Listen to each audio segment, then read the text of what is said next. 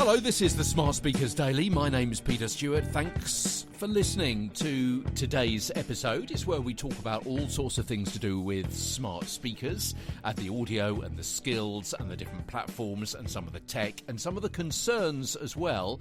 And we're looking at the article from wearerockwater.com.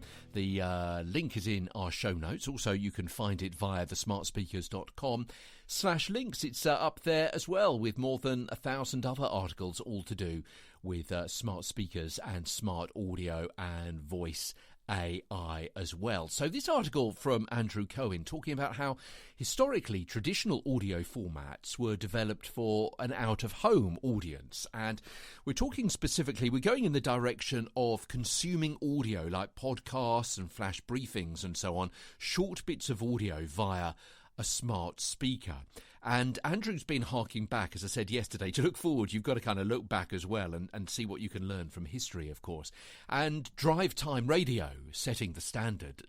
In other words, long-form audio format, relying on a sense of personal familiarity. The hosts became your interesting, funny, smart friends you're hanging out with after a hard day at work during your commute home. You listening to their informal, unstructured conversations. You learn a bit, you laugh a bit as well, and you feel as though you're part of a community, either a community on the radio or a geographical community, hopefully both of those as well, coming together with that kind of content and context. And that's still the structure of most podcasts today, if you think about it.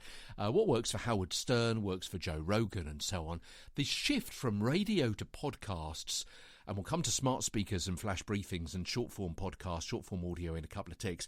That shift from radio to podcasts kind of broadened the accessibility of out-of-home audio. You no longer actually needed to be in a car to listen. But for the most part, it didn't actually revolutionise the content, the style, the format itself. Out-of-home audio was out-of-home audio. The use case is completely distinct. Most consumers won't sit in front of their smart speaker to listen to an hour-long podcast, just like most people don't want to watch Game of Thrones on their phone or TikTok on their TV. Do you see where we're going with this? It's the different platforms which help create a different form of content, even though the overall name of that content is the same. You know, video is video. Okay, we get that. But consuming it, whether it be on a phone or a TV, means that the different form of that content has been created, has been invented specifically for the technology and therefore the time and therefore the location in which you watch. And we're going to pick up on this tomorrow, yeah, with some more insight. It's really interesting from wearerockwater.com. You're listening to it on the Smart Speakers Daily. From London, on Twitter, I'm Tweeter Stewart, and I'm back tomorrow with more.